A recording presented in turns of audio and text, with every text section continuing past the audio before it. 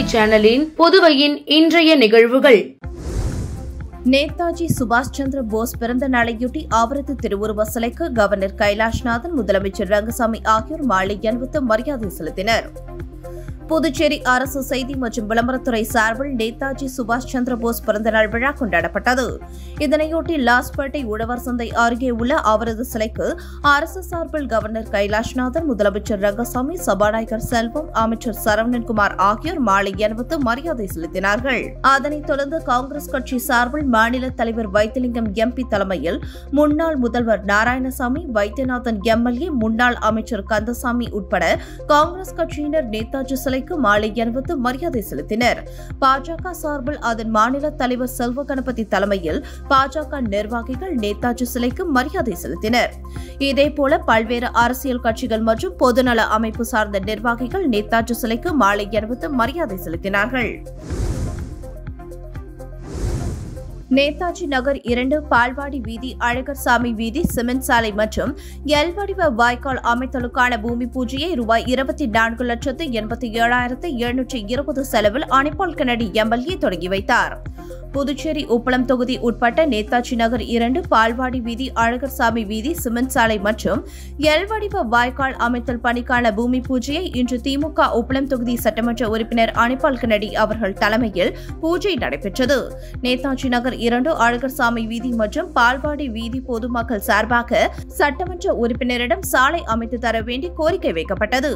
இதை கருத்தில் கொண்டு கோரிக்கையை ஏற்று சாலை அமைக்கும் பணிக்கான பூமி பூஜையை சட்டமன்ற உறுப்பினர் அனிபால் கென்னடி அவர்கள் சட்டமன்ற உறுப்பினர் தொகுதி மேம்பாட்டு நிதி 2023-24 கீழ் ரூபாய் 24,87,720 செலவில் நகராட்சி மூலம் செய்தார்.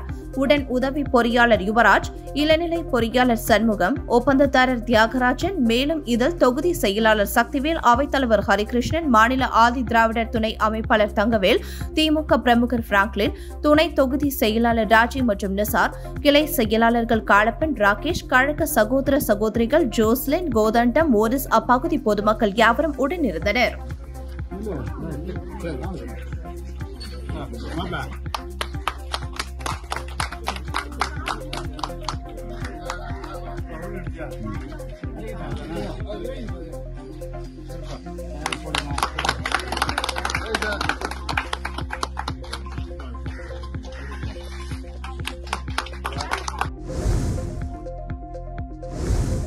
உருளையன்பேட்டை தொகுதிக்குட்பட்ட முல்லை நகரில் ரூபாய் 25 லட்சம் மதிப்பில் புதிய அங்கன்வாடி கட்டிடம் கட்டும் பணியினை தொகுதி எம்எல்ஏ நேரு பூஜை செய்து தொடங்கி வைத்தார்.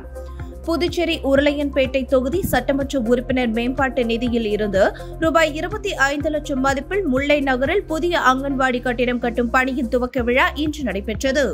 விழாவில் தொகுதி சட்டமன்ற உறுப்பினர் நேரு தலைமை தாங்கி பூமி பூஜை செய்து பணியினை தொடங்கி வைத்தார். மேலும் விரைந்து பணிகளை முடிக்குமாறு அதிகாரிகளிடம் அறிவுறுத்தினார். இந்த நிகழ்ச்சியில் புதுச்சேரி நகராட்சி ஆணையர் கந்தசாமி, செயற் பொறியாளர் சிவபாலன், உதவி பொறியாளர் நமச்சிவாயம், இளநிலை பொறியாளர் குப்புசாமி மற்றும் மனிதநேய மக்கள் சேவை மைய நிர்வாகிகள் உட்பட அப்பகுதி மக்கள் திரளாக கலந்து கொண்டு விழாவை சிறப்பித்தனர்.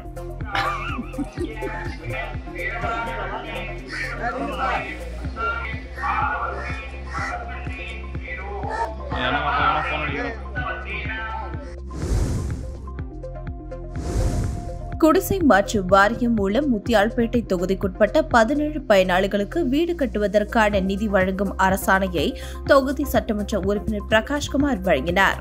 புதுச்சேரி அரசு குடிசை மாற்று வாரியம் மூலம் பிரதமர் வீடு கட்டும் திட்டத்தின் கீழ் முத்தியால்பேட்டை தொகுதியைச் சேர்ந்த 17 பயனாளிகளுக்கு கல்வீடு கட்டுவதற்கு 2 மற்றும் 3வது தவணை தொகை வழங்கும் நிகழ்ச்சி முத்தியால்பேட்டை சட்டமன்ற உறுப்பினர் அலுவலகத்தில் நடைபெற்றது. விழாவில் சட்டமன்ற உறுப்பினர் பிரகாஷ்குமார் தலைமை தாங்கி பயனாளிகளுக்கு தவணை தொகை பெறும் அரசாணையை வழங்கினார். மேலும் மூத்த குடிமக்கள் பயனாளிகளை அலைக்கழிக்காமல் வீட்டிற்கு சென்று விண்ணப்பித்த தவணை தொகைகளை வழங்க வேண்டும் என அதிகாரிகளிடம் வலியுறுத்தினார். இந்த நிகழ்ச்சியில் குடிசை மாற்று வாரிய இளநிலை பொறியாளர் சத்யவாணி, வருவாய் அதிகாரி தணிகாச்சலம் உட்பட பலர் கலந்து கொண்டனர்.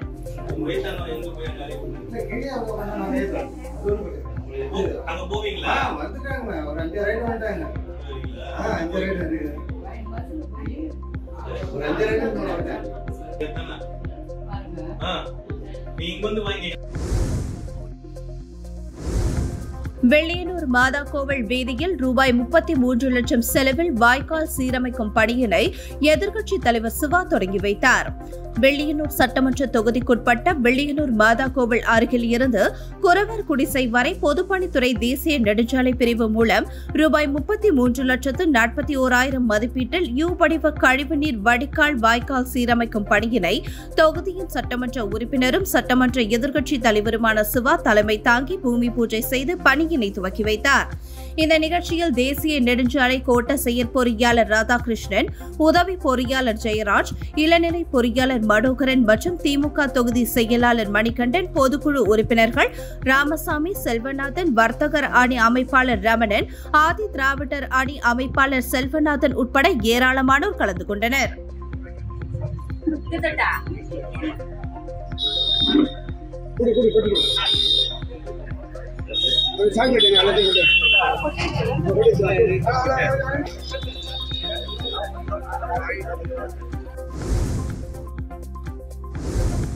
அதிமுக பொதுக்கூட்டத்தில் கலந்து கொண்ட போது உடல்நலக் குறைவால் உயிரிழந்த மீனவரின் குடும்பத்திற்கு அதிமுக சார்பில் மாநில செயலாளர் அன்பழகன் நிதியுதவி வழங்கினார். புதுச்சேரி அதிமுக மாநில இளைஞர் மற்றும் இளம் பெண்கள் பாசறையின் மாநில செயலாளர் தமிழ்வேந்தன் ஏற்பாட்டில் புரட்சித் தலைவர் எம்ஜிஆரின் 108வது பிறந்த நாளை முன்னிட்டு அரியாங்குப்பம் பெரியார் சிலை அருகே பொதுக்கூட்டம் மற்றும் நலத்திட்ட உதவிகள் வழங்கும் விழா நடைபெற்றது.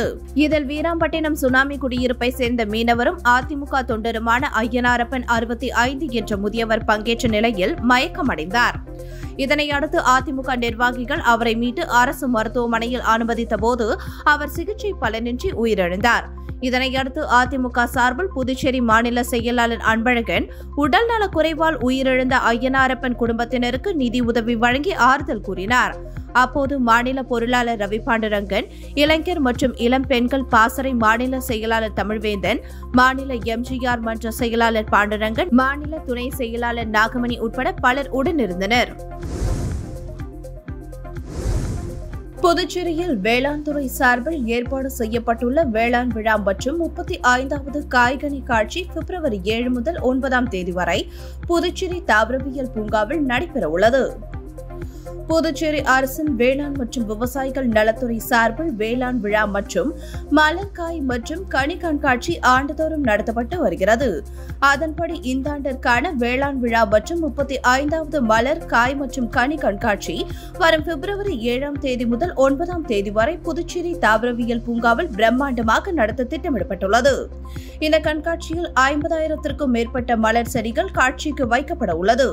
பல்வேறு நிறுவனங்கள் மட்டுமின்றி விவசாயிகள், பொதுமக்கள், பள்ளி மாணவர்கள், இயற்கை ஆர்வலர்கள், சமூக செயல்பாட்டாளர்கள் மற்றும் தோட்டக்கலை ஆர்வலர்கள் ஒன்றிணைந்து தங்களின் படைப்புகள் மற்றும் செயல்பாடுகளை காட்சிப்படுத்த உள்ளனர். மலர் கண்காட்சி துவங்குவதையொட்டி தாவரவியல் பூங்காவில் ஆயத்த ஏற்பாடுகளை வேளாண் துறை முழுவீச்சில் முடுக்கிவிட்டுள்ளது.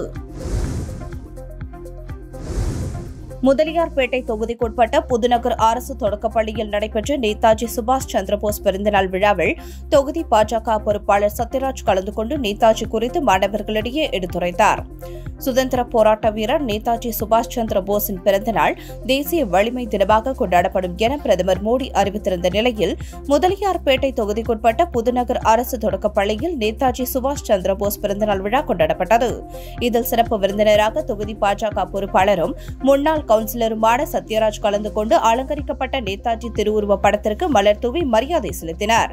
தொடர்ந்து நேதாஜியின் தியாகங்கள் குறித்து மாணவ மாணவிகளிடையே எடுத்துரைத்தார். இந்த நிகழ்ச்சியில் பெரியவர் ஆறுமுகம், மீனாட்சி சுந்தரம், ஜெயராஜ், வசந்தி, புவனேஸ்வரி, கீதா, சீனிவாசன், பாலாஜி, கொளஞ்சியப்பர் உட்பட பலர் கலந்து கொண்டனர். நேதாஜி சுபாஷ் சந்திர போஸ் பிறந்தநாள் அன்று நம்ம எல்லாம் என்ன பண்ணோம், ஒரு உறுதிமொழி எடுத்துக்கணும். என்னன்னு, டீச்சர் சொல்றத மதிச்சு நடக்கணும், அப்பா அம்மா சொல்றத மதிச்சு கேட்கணும்.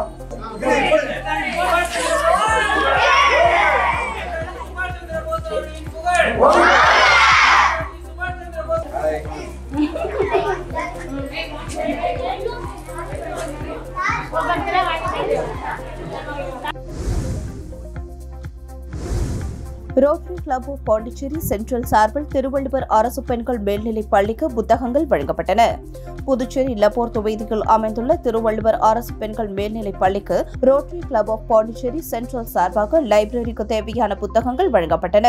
இந்நிகழ்ச்சியில் rotary club of Pondicherry central தலைவர் அனிபால் டேரு, செயலாளர் சங்கர் நாராயணன், திட்ட தலைவர் வினோத் நாயர் மற்றும் சீனிவாசன், மீரான், வெங்கட்ரமணி, டாக்டர் பிரசன்னா, பிரதாப் சந்திரன் உட்பட நிர்வாகிகள் பலர் கலந்து கொண்டு பள்ளிக்கு தேவையான புத்தகங்களை வழங்கினார்கள். மேலும் பள்ளியில் யூத் அண்ட் ஈகோ கிளப் சார்பாக அறிவியல் ஆசிரியை காஞ்சனா, பள்ளியின் துணை முதல்வர் கலியமூர்த்தி, ஈகோ கிளப்பின் கோஆர்டினேட்டர் ஜலதீஸ்வரி, மேலும் பள்ளியின் ஆங்கில ஆசிரியை ஜீவிதா ஜெகன் உட்பட மாணவிகள் பலர் கலந்து கொண்ட இந்நிகழ்ச்சியில் ரோட்டரி கிளப் ஆஃப் பாண்டிச்சேரி சென்ட்ரலின் தலைவர் அனிபால் நேரு பேசுகையில், புத்தகங்களை படிப்பதனால் ஏற்படும் பலன்கள் மற்றும் மொபைல் போன் அதிகளவு பயன்படுத்துவதால் ஏற்படும் தீமைகள் குறித்து மாணவர்களிடையே கலந்துரையாடினார். புதுச்சேரி அண்ணா திடலில் கட்டப்பட்டுள்ள கடைகள் இம்மாத இறுதிக்குள் வழங்கப்படும் என முதல்வர் ரங்கசாமி வியாபாரிகளுக்கு உறுதியளித்துள்ளார். புதுச்சேரி அண்ணா திடலில் ஸ்மார்ட் சிட்டி திட்டத்தின் கீழ் அண்ணா திடலை அழகுபடுத்தி வெளிப்புறமாக கடைகள் புதிதாக கட்டப்பட்டுள்ளது. கடந்த 4 ஆண்டுகளுக்கு மேலாக நடந்து வந்த கட்டட பணிகள் முடிந்து தற்பொழுது லப்போர்த் வீதியில் 21 கடைகள், சின்ன சுப்பராயப்பிள்ளை வீதியில் 79 கடைகள், அண்ணா சாலையில் 66 கடைகள் கட்டப்பட்டுள்ளன. இதில் மேலும் 13 கடைகள் கட்டப்பட வேண்டும். மொத்தமாக 179 பேருக்கு கடைகள் வழங்கப்பட வேண்டும். கட்டப்பட்டுள்ள கடைகளுக்கு 8000, 4000, 2500 என வாடகை நகராட்சி நிர்ணயித்துள்ளது. இந்த நிலையில் ஆன்லைன் மூலம் கடைகளை ஏலம் விடாமல் ஏற்கனவே அப்பகுதியில் கடை வைத்திருப்பவர்களுக்கே வழங்க கோரி நேரு எம்எல்ஏ தலைமையில் கடைக்காரர்கள் நேற்று முதல்வர் ரங்கசாமியை சந்தித்து கோரிக்கை வைத்தனர். அதற்கு முதல்வர் ரங்கசாமி ஏற்கனவே கடை வைத்திருப்பவர்களுக்கு இம்மாத இறுதிக்குள் வழங்க உள்ளாட்சித்துறை இயக்குநர் சக்திவேலுக்கு உத்தரவிட்டார். புதிதாக கட்டப்பட வேண்டிய கடைகளை விரைந்து கட்டி முடித்து விடுபட்டவர்களுக்கு வழங்க அறிவுறுத்தினார். புதுச்சேரியில் 13 வயது சிறுமியை பாலியல் பலாத்காரம் செய்த ஓட்டுநரை போக்சோ சட்டத்தின் கீழ் போலீசார் கைது செய்தனர். புதுச்சேரி சேத்ராப்பட்டு பகுதியைச் சேர்ந்த 13 வயது சிறுமி பெற்றோர் கண்டித்ததால் கோபித்துக் கொண்டு வீட்டை விட்டு வெளியே சென்றார். இதனால் அதிர்ச்சி அடைந்த சிறுமியின் பெற்றோர் இச்சம்பவம் குறித்து சேத்ராப்பட்டு காவல் நிலையத்தில் புகார் அளித்தனர். அதன் பேரில் போலீசார் வழக்கு பதிந்து சிறுமியை தேடி வந்தனர். இதனிடையே சில தினங்களுக்கு பிறகு சிறுமி வீட்டிற்கு திரும்பினார். அப்போது அவரது பெற்றோர்கள் சிறுமியிடம் எங்கே சென்றாய் என்று கேட்டுள்ளனர். அப்போது சென்னையில் உள்ள தனியார் நிறுவனத்தில் ஓட்டுநராக வேலை செய்து வரும் ஏழுமலை என்பவருடன் இன்ஸ்டாகிராம் மூலம் அறிமுகமாகி பேசி வந்ததாகவும், வீட்டை விட்டு வெளியே சென்றவுடன் ஏழுமலையை பார்க்க சென்னைக்கு சென்றதாக கூறிய சிறுமி, ஏழுமலை தன்னை அழைத்துக் கொண்டு அவரது வீட்டில் பாலியல் பலாத்காரம் செய்து மீண்டும் புதுவைக்கு பேருந்தில் அனுப்பி வைத்ததாக கூறினார். இத்தகவலை கேட்டதும் அதிர்ச்சியடைந்த பெற்றோர்கள் உடனே இச்சம்பவம் குறித்து சேத்ராப்பட்டு காவல் நிலையத்தில் புகார் அளித்தனர். அதன் பேரில் போலீசார் ஏழுமலை மீது போக்சோ பிரிவின் கீழ் வழக்கு பதிந்து நேற்று கைது செய்தனர். மேலும் அவரை நீதிமன்றத்தில் ஆஜர்படுத்தி காலாப்பட்டு சிறையில் அடைத்தனர். புதுச்சேரியில் இணைய வழி மூலம் பல்வேறு முறைகளில் மோசடி கும்பலிடம் ஏமாந்த பணத்தை சேர்ந்தவர்கள் சைபர் கிரைம் காவல் நிலையத்தில் புகார் அளித்துள்ளனர். நேட்டப்பாக்கம் செம்படப்பேட்டை புதுநகரை சேர்ந்தவர் திவ்யா. இவரை தொடர்பு கொண்ட நபர் வீட்டில் இருந்தபடி முதலீடு செய்து அதிக லாபம் சம்பாதிக்கலாம் என கூறினார். அதை நம்பி அவர் 2,17,310 ரூபாய் அனுப்பி ஏமாந்தார். லாஸ்பேட்டை கார்த்திக் ரூபாய் 64,000 அனுப்பி ஏமாந்தார். பெரிய காலாப்பட்டு ராகவேந்திரா நகர் ராதிகா என்பவரை பேஸ்புக் மூலம் தொடர்பு கொண்ட நபர் பேஸ்புக்கில் தனது விளம்பரம் பார்த்ததற்காக பரிசு வழங்குவதாக கூறினார். அதனை பெற சுங்க கட்டணம் செலுத்துமாறு கூறியுள்ளார். இதை நம்பி அவர் 35,000 அனுப்பி ஏமாந்தார். வில்லியனூர் கோகுல் 18,900, தட்டாஞ்சாவடி கனகவள்ளி 2,000, செயின்ட் பால் பெட் சரண்யா 6,000 என 6 பேர் 3,43,210 ரூபாயை மோசடி கும்பலிடம் இழந்துள்ளனர். புகாரின் பேரில் சைபர் கிரைம் போலீசார் வழக்கு பதிந்து விசாரிக்கின்றனர். 8ஆம் வகுப்பு பயிலும் மாணவர்களுக்கு தேசிய வருவாய் வழி மற்றும் திறன் படிப்பு உதவித்தொகை தேர்வு திட்டத்திற்கு விண்ணப்பிக்க கல்வித்துறை அழைப்பு விடுத்துள்ளது.